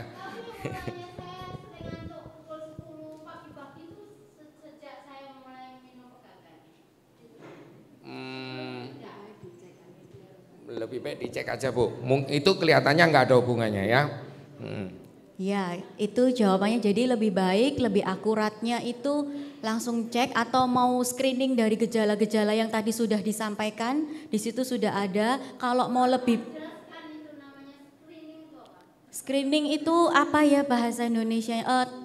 Melihat dari gejala-gejala yang tadi sudah dijelaskan dari Dokter Iga nomor kalau nggak salah 1 sampai 11 itu dilihat apakah dari 1 sampai 11 itu ada di dalam diri kita. Kira-kira kalau ada berarti kita segera cek aja atau periksakan ke dokter dulu begitu. Karena kalau saya suka makan saya gemuk. Kalau saya kurangi itu kecil jadi tidak berefek masalah. Ya, terima kasih buat pertanyaannya ya. Sekarang kita akan lanjut ke tadi saya lihat ada Pak Narko yang angkat tangan, silahkan. Baik, terima kasih untuk waktunya Dok ya. Terima kasih saya boleh hadir di tempat ini dan mendengarkan penjelasan dokter yang luar biasa ya. Saya Narko Dok, mau tanya. Kira-kira kalau orang suka minum itu belum tentu dia kena gula ya Dok ya? Atau ada indikasi ke situ? Karena gini, kadang orang kan takut, wah padahal dia tidak merasa apa-apa gitu, cuman kok suka minum, kan ada orang yang gitu ya, sehari minumnya lebih dari 2 liter gitu ya. Kalau normalnya itu berapa dan kira-kira kalau orang yang tadi dikatakan kena diabetes itu kan sering haus gitu, dikit-dikit minum gitu. Cuman mungkin kan orangnya lemas atau gimana ya. Cuman kalau yang orang suka minum itu nanti apakah juga bisa ada efek situ gitu? Oke. Ya, terima kasih. Silahkan. Ya. Jadi ini rasa sering minum, bukan suka minum. Jadi kalau orang suka minum, bukan minum alkohol ya Pak ya, suka minum ya. Jadi kalau orang suka minum itu dia enggak ada yang aneh bagi dia. Tapi kalau orang yang memang sering haus karena diabetes itu benar-benar kering tenggorokannya. Jadi dia itu kayak udah minum itu kering terus gitu ya. Jadi kalau Bapak Ibu pernah nggak makan itu banyak micin gitu? Pernah ya? Rasanya haus gitu ya. Nah, ini rasanya bukan yang seperti sering seneng minum itu gitu. Jadi rasanya bener-bener haus gitu. Bener-bener tenggorokannya rasanya kering dan kayak haus, kayak pengen minum gitu. Bukan yang sering minum itu karena memang aku minum lagi gitu. Nggak ada kan rasa keringnya, tapi saya nanti kok kelihatannya pipi saya masih kuning gitu, saya tak minum lagi gitu. Bukan itu. Kalau itu kan kita memang mau minum gitu ya, bukan karena kehausan bagaimana begitu. Jadi bisa membedakan ya Pak ya, antara kita memang suka minum atau pengen minum dengan kita memang haus, kering, kayak kita habis makan makanan yang banyak micin. Kalau nggak minum rasanya kayak nggak enak begitu. Nah kayak gitu. Mungkin bisa di. Ya terima kasih. Ya, okay. Satu lagi ya dok ya. Tadi dikatakan kalau kencing itu ada busanya gitu ya. Ya. Nah ketika orang itu kan yang suka kencing, ketika dia kencing itu busanya sepertinya ya hampir tidak ada. Nah apakah misalkan orang yang kena gula suka minum gitu itu terus nanti bisa ternetralisir dengan banyak minum gitu dok. Terima kasih. Jadi maksudnya senang minum, terus kencingnya ternetralisir, tidak tidak. Jadi kencing yang berbusa ini akibat ada keton. Jadi keton, senyawa keton yang ada di tubuh kita, di darah kita itu sebenarnya tidak bisa atau tidak boleh keluar lewat pipis. Jadi ginjal kita ini kayak saringan Bapak Ibu. Kayak kalau ngayak batu itu ya, kalau pasir itu diayak gitu, yang kerikil-kerikil atau yang kan tidak keluar ya, yang keluar pasir. Nah, ginjal kita ini juga saringan gitu. Nah, itu kerikilnya bisa keluar. Nah, karena keton itu kerikil itu bisa keluar lewat ginjal kita ini, tembus, lolos. Nah, maka karena adanya keton itu, nah itu pipisnya itu bisa berbuih atau berbusa. Dan baunya itu ada baunya khas ya, bau aseton, bau keton. Jadi bukan dinetralisir, meskipun kita minum ya itu tetap aja bocor. Jadi tidak ada kaitannya ya. Ya begitu. Ada lagi, kita kasih kesempatan ke peserta yang lain. Ya silahkan Pak Prapto, bisa minta tolong mic-nya. Oh ada, ya silahkan Pak Prapto. Selamat malam, terima kasih untuk semuanya. Malam. Pertanyaan saya satu, kalau seseorang terkena diabetes ini akan berkembang kepada penyakit-penyakit yang apa saja. Yang kedua, tadi Bapak sampaikan tentang micin ya Pak. Tentang micin. Oke. Ya Masako, Royco itu kan ya. sejenis micin. Ya. Apakah ini memang berdampak? Kalau berdampak itu dampaknya sampai di mana? Lalu bagaimana solusinya? Karena sekarang ini umumnya sudah kena micin semua Pak, begini ya. Saya kira begitu saja ya, dua tadi. Oke. Terima kasih. Oke, untuk diabetes ini kan dikatakan dia adalah mother of disease atau ibu dari segala penyakit ya. Jadi kalau misalkan kadar gula darah kita itu tinggi, jadi itu gini, kadar gula darah tinggi itu artinya harusnya ya, proses idealnya gula yang kita makan itu harus dirubah untuk menjadi energi. Ya. Tetapi kalau orang diabetes, gula yang kita makan itu tidak dapat dirubah menjadi energi. Tetapi tetap menjadi gula. Dan langsung dibuang lewat pipis. Nah, sebenarnya kalau tubuh kecukupan tubuh kita untuk energi itu tetap. Ya.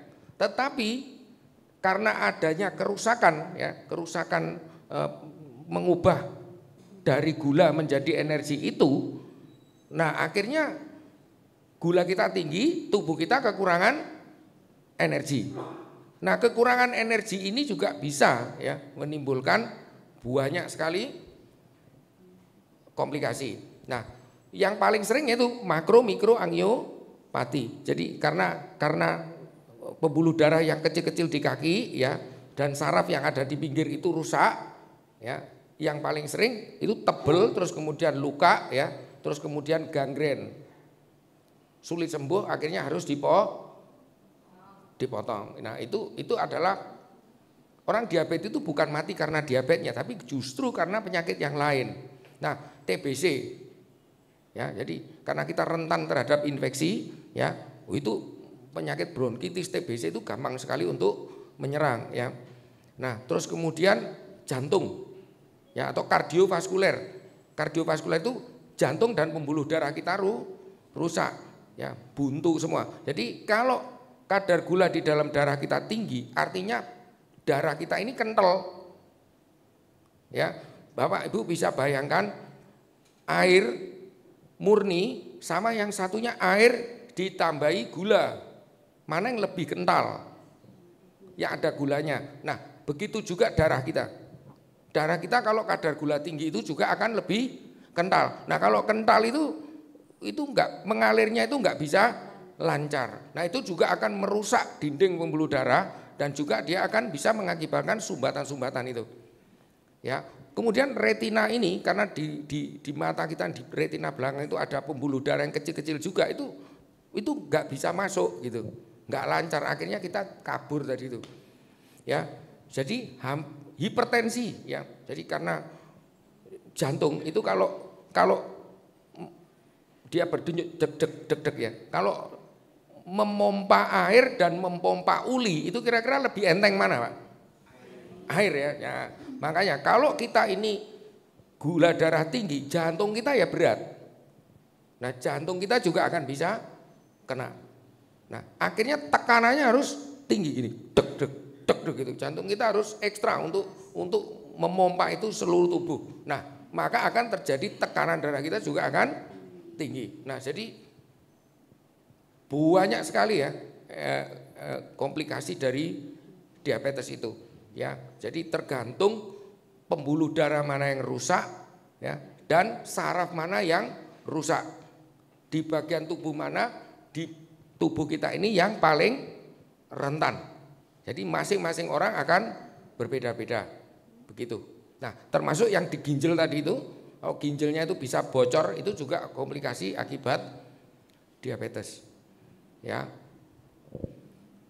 terus kropos ya, gigi-gigi itu kropos ya, seperti itu juga komplikasi terhadap akibat dari diabetes. Terus kemudian disfungsi ereksi, nah itu nggak bisa, si John itu tidak bisa dipakai gitu ya, si Gunawan, ya. Nah itu juga akibat dari diabetes. Ya. Nah yang kedua itu apa? Micin ya. Nah micin ini juga akibatnya ya metabolic syndrome sama.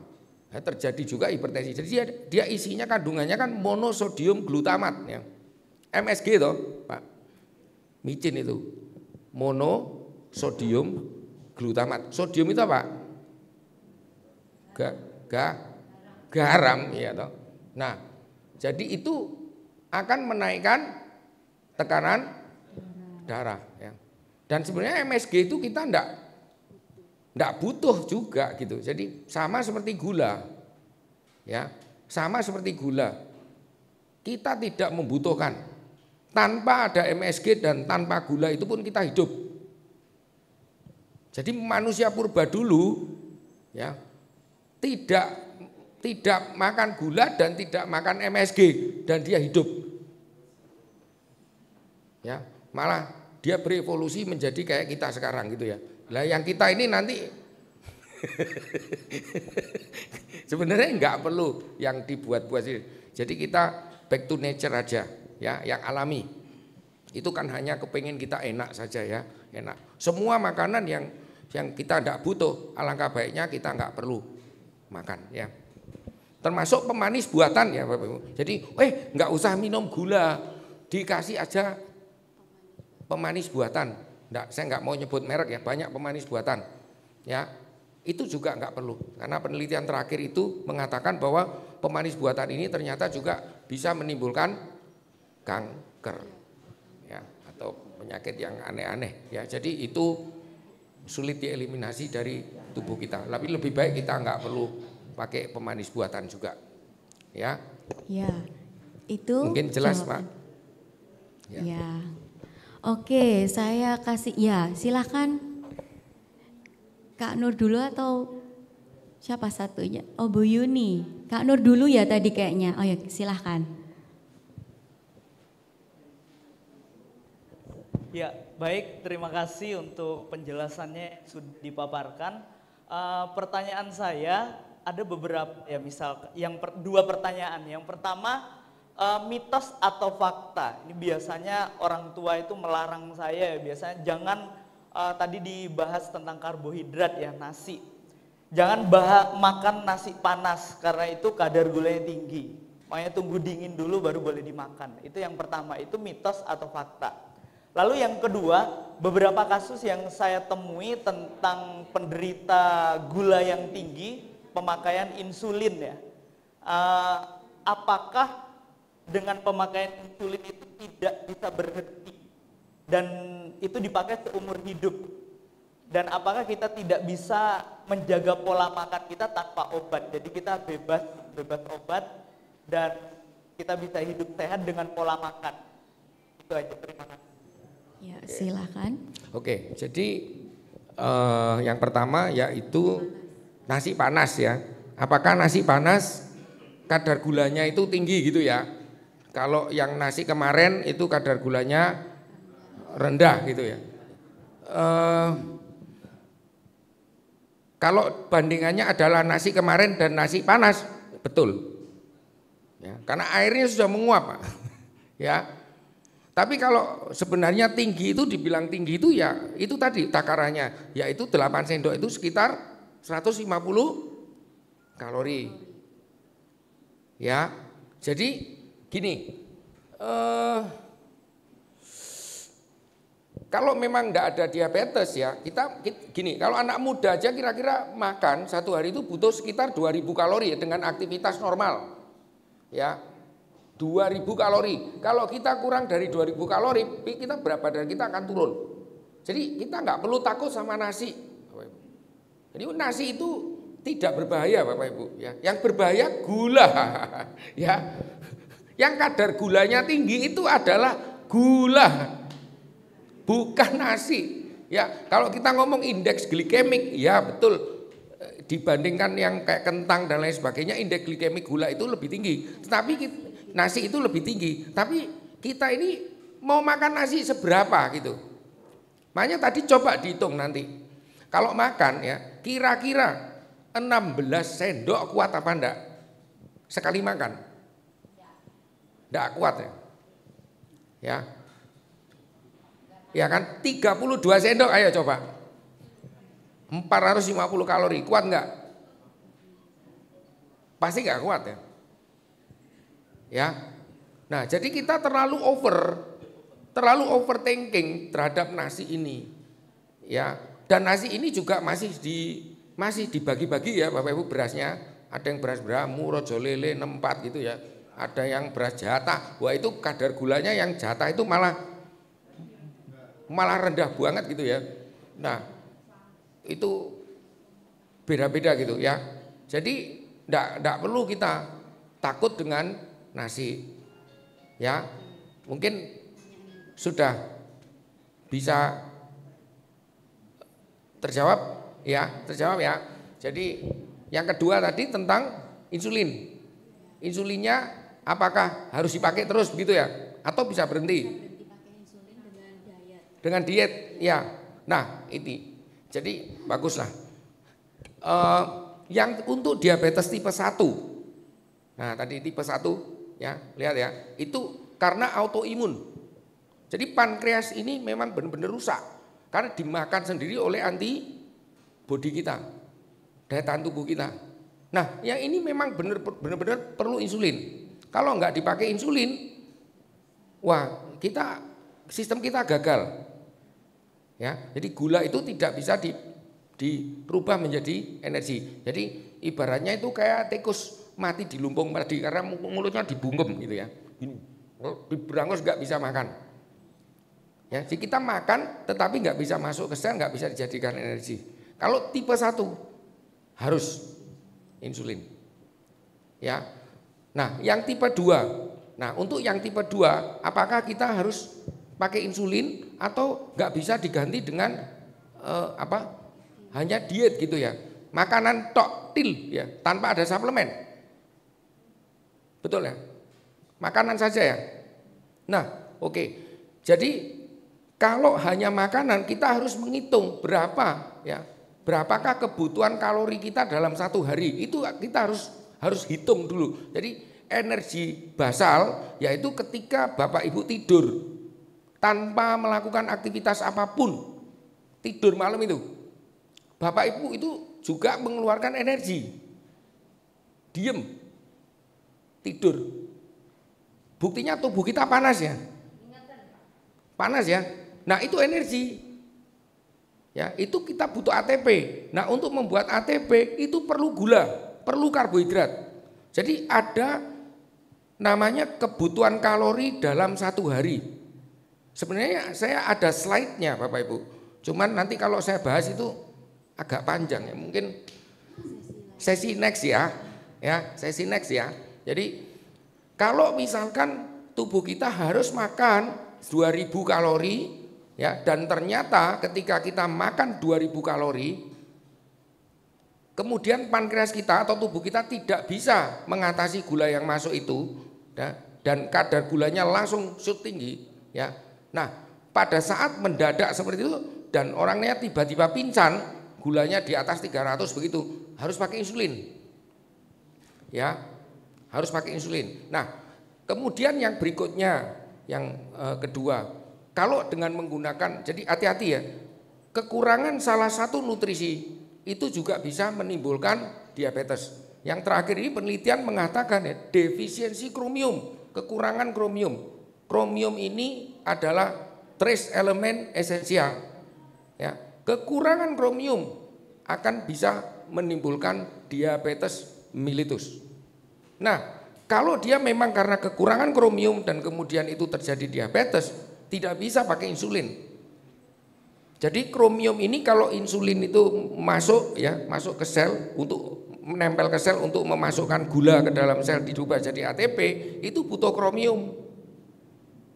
Kalau kromiumnya nggak ada, insulinnya nggak bisa nempel. Meskipun dikasih insulin, kromium nggak ada, gula nggak bisa masuk, tetap gulanya akan tinggi. Nah, hati-hati kalau dikasih kromium, ya, maka akan masuk gulanya dan gulanya akan normal. Jadi makan saja apakah bisa kalau tanpa insulin, begitu ya. Insulin itu adalah opsi terakhir gitu. Jadi terapi diabetes itu yang paling pertama nggak langsung insulin, ya, harus dengan modifikasi gaya hidup dulu. Kemudian kalau modifikasi gaya hidup tidak mampu mengatasi, dipakailah 1 obat, ya. Kalau tidak mampu mengatasi, dipakai 2 obat, nggak mampu 3 obat, nggak mampu lagi baru pakai insulin, tidak ujuk-ujuk langsung insulin. Nah, tetapi sebelum kita masuk ke terapi pengobatan, ya, jadi asumsinya tetap 2000 ini kalori ya, tidak boleh dirubah-rubah karena itu sudah kebutuhannya. Nah, itu dihilangi dulu kemungkinan akibat kekurangan kromiumnya. Kalau memang itu sudah dieliminasi, baru kita pakai obat. Insulinnya nanti, ya, nanti. Apakah insulin diganti dengan terapi pola makan? Kelihatannya nggak bisa. Jadi bukan begitu. Kalau memang dia sudah harus pakai insulin, secara perhitungan dia tetap harus pakai insulin, begitu ya. Kalau makanannya nanti dikurangi jadi 1000, ya itu juga nggak benar. Jadi nggak seimbang. Tubuhnya akan tetap nggak seimbang. Jadi yang kita mau Capek itu bukan gini, bukan kadar gula yang normal, bukan kemudian hanya gula darah itu yang kita lihat. Kita bukan mengobati gulanya ya, kita mengobati pasiennya, mengobati orangnya, kesehatan orangnya secara utuh. Bukan mengobati hanya gulanya toktil. Oh, yang penting targetnya gulanya normal. Bisa kalau hanya normal, enggak usah makan gitu toh.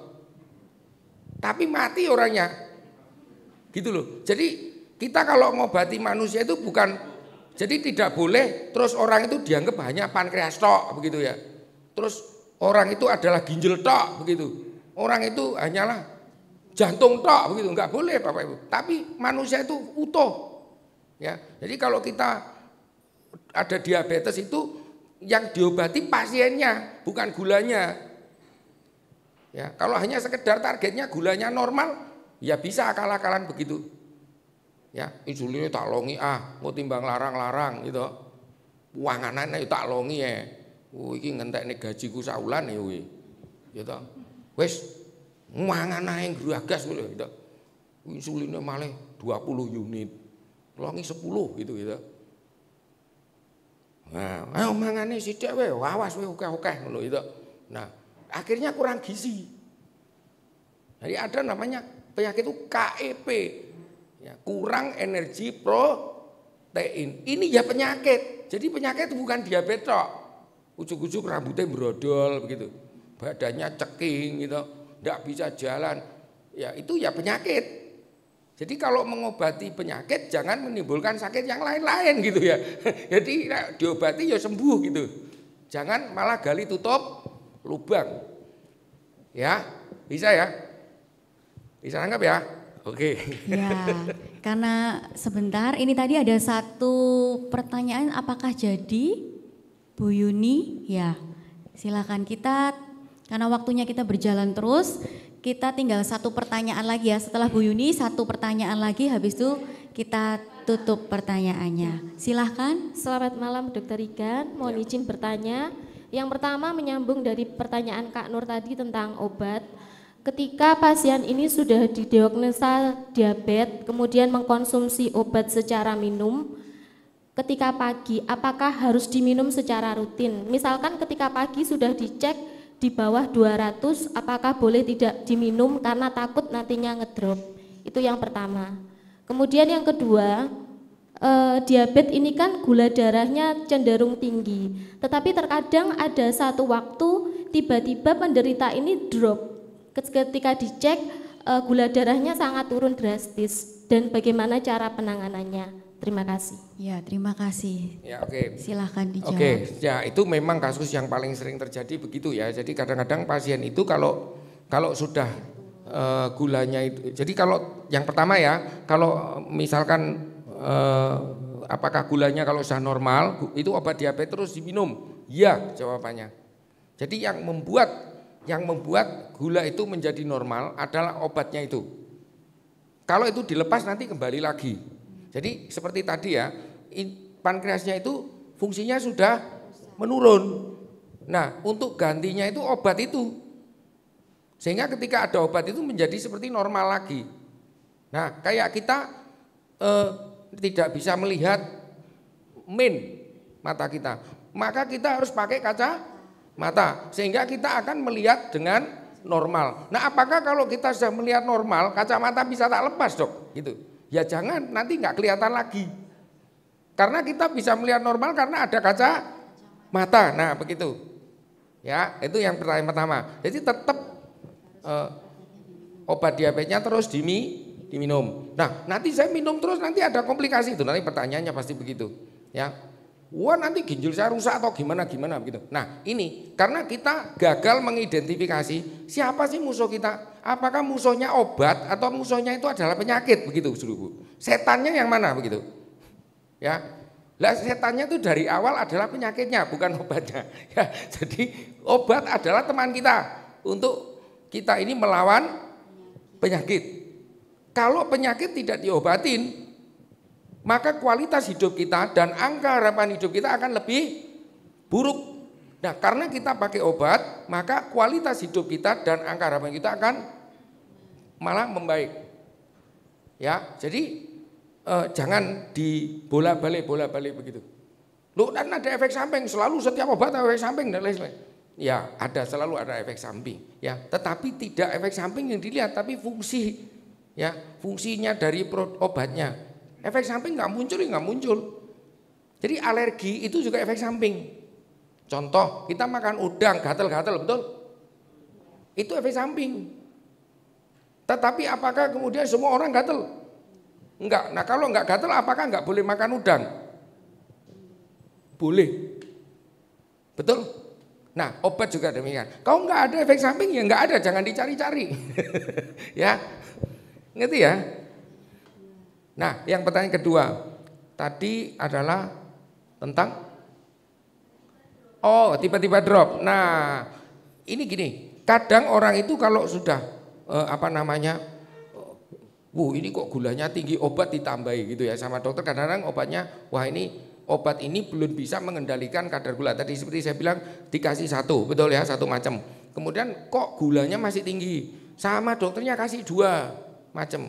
Lah begitu dikasih 2 orangnya, itu pas waktu ditanya itu, Bu, apakah makannya sudah dikendalikan? Sudah, saya itu sudah enggak makan apa-apa itu, padahal makan begitu ya. Nah akhirnya ya wis lah, daripada engkel-engkelan sama dokter tambah 1. Nah tibanya ternyata di rumah dia langsung enggak mau makan. Jadi akhirnya drop. Jadi gini, takaran berapa sih obat diabetes yang harus saya minum? Itu harus seimbang. Anda semua pasien harus kerjasama dengan dokter, jangan kucing-kucingan gitu. Kalau misalkan makannya sehari 3 kali, bisa jadi orangnya itu drop karena aktivitas berlebih dan orangnya terlalu diet ketat atau sedang terkena penyakit misalnya infeksi batuk pilek, tetapi dia tidak makan, ya itu drop. Ya, atau lagi ngambek sama pacarnya atau suaminya terus enggak doyan makan, itu drop juga itu ya. Ya, cara mengatasinya gampang. Kalau sampai terjadi hipoglikemia, langsung kasih wedang gula atau madu, pasti langsung gulanya akan naik. Biasanya kalau hipoglikemia itu di bawah 80 dia akan geling-geling pingsan ya, kelihatannya kayak pingsan. Cek gulanya rendah ya 50, 60 begitu. Langsung kasih madu aja dia naik. Ya, gampang. Jadi harus kerjasama. Kok tiba-tiba drop, akhirnya enggak minum, akhirnya kucing-kucingan. Dokternya ngelongi, akhirnya mangannya terlalu banyak. Wah, banyak, dokternya bingung nambah lagi, Bu enggak makan lagi. Lah enggak pas-pas, Bu, ya. Jadi itu kerjasama sama siapa yang tim medisnya ya, ngomong yang jujur, jadi cerita gitu yang enak ya. Jadi supaya bisa men-tailor atau menjahit sesuai dengan kondisi yang sebenarnya. Jangan kucing-kucingan ya. Pasti kucing-kucingannya takut nanti, engko mesti dikek obat meneh engko larang neh, engko mesti gitu ya. Ya, enggak apa-apa kalau mahal minta, Dok coba yang lebih, bisa kok ya. Gitu, enak. Open saja ya.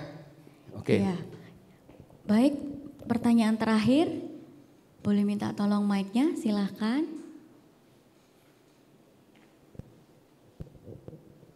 Selamat malam, saya mengucapkan terima kasih kepada Dr. Regan yang memberikan kesempatan saya untuk bertanya.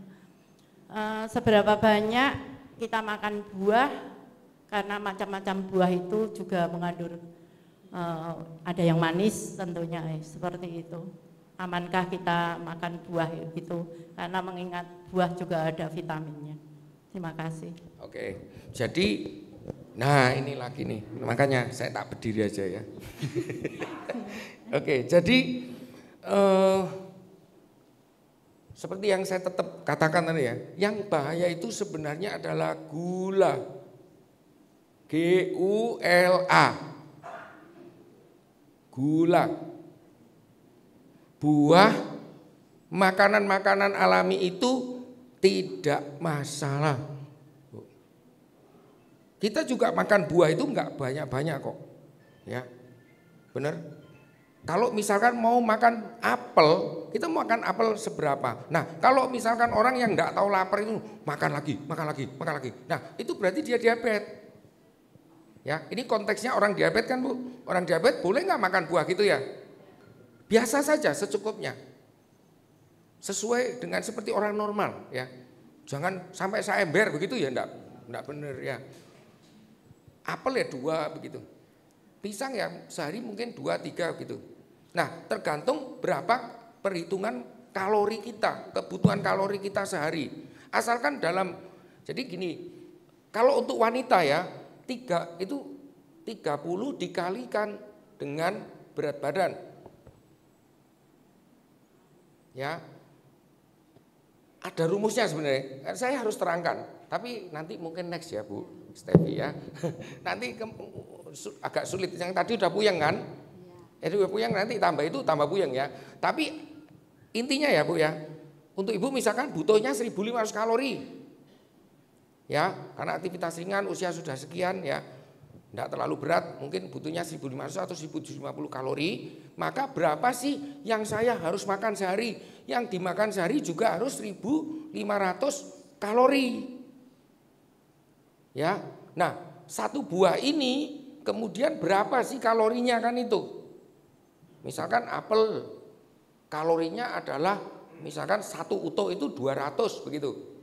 Ya, 100 begitu misalkan. Nanti di browsing ya, duku gitu. Berapa kalori gitu.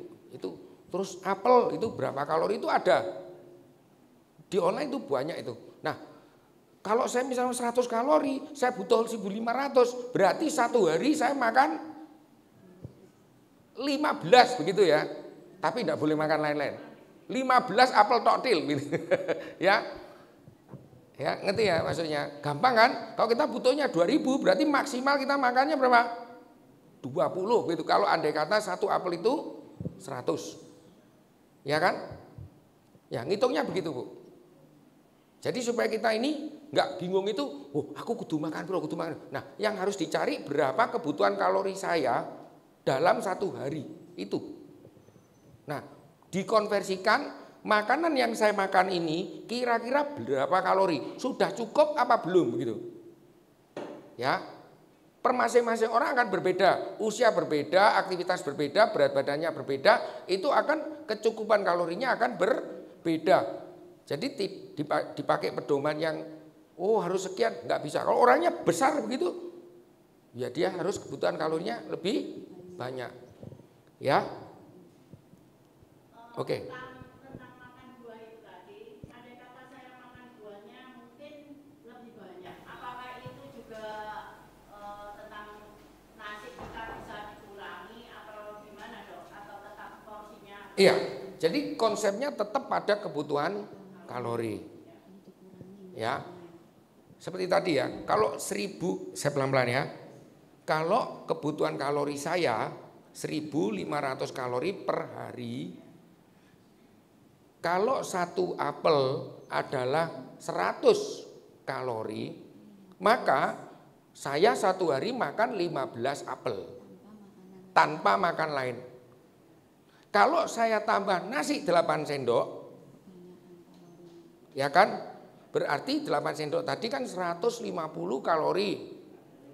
1.500 dikurangi 150. Tinggal 13,5. Berarti saya boleh makan apel berapa? 13,5 apel, buah apel. Nah, begitu cara ngitungnya. Jadi bukan boleh, nggak boleh, nggak boleh, bukan begitu. Tapi benar-benar dihitung. Ya, oke. Ya, waktunya sudah habis, mohon maaf. Tadi sudah bertanya.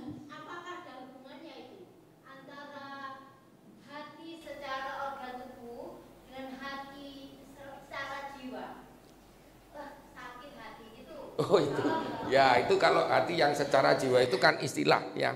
Kalau hati yang organ tubuh ya itu tadi hati. Nah kalau hati kita ini kalau gula yang terlalu tinggi itu maka hatinya akan yang tinggi itu akan dirubah menjadi lemak disimpan di hati. Tapi kalau yang secara jiwa itu kalau ada pasangan kita menjengkelkan Sakit hatinya itu disimpan di hati begitu ya. Bukan lemak ya yang disimpan ya. Tapi kalau yang hati ini, hati yang secara medis ini, kalau kelebihan gula, maka gula itu akan dirubah menjadi lemak yang akan disimpan di hati. Tapi kalau diganggu sama pasangan hidup atau pacar atau tetangga, cerewet begitu ya, maido terus begitu ya. Nah, itu akan nanti disimpan juga di hati. Yang ini nanti obatnya harus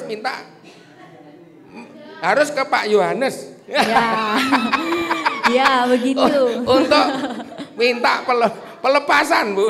Ya, kalau yang Ya. ini di hati tadi ini, nah itu ke saya. Nanti saya kasih obat anti kolesterol.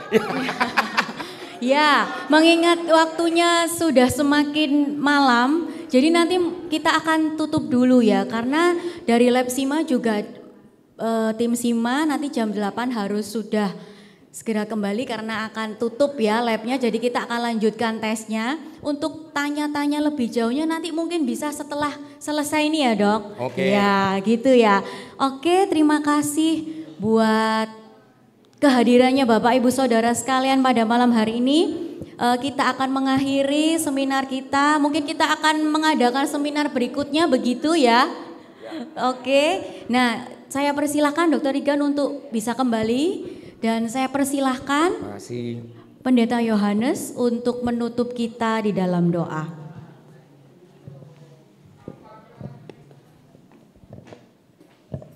Mari Bapak Ibu kita bangkit berdiri bersama.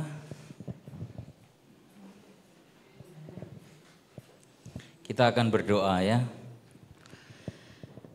Bapa di surga, terima kasih Tuhan telah melengkapi kami. Seberapapun yang kami dapat pahami, Tuhan yang akan terus menolong dan membantu kami untuk kami dapat memiliki pola hidup yang baik, pola hidup yang sehat, yang didasarkan kepada pengetahuan yang tepat, yang benar dalam hidup kami, sehingga kami dapat menjaga tubuh kami supaya tetap sehat dan kami dapat memuliakan Tuhan, melayani dan memuliakan Engkau Tuhan. Terima kasih untuk Dr. Regan yang telah Tuhan pakai untuk menjabarkan beberapa hal yang selama ini kami belum memahaminya dengan baik, dan malam hari ini kami diberkati Tuhan.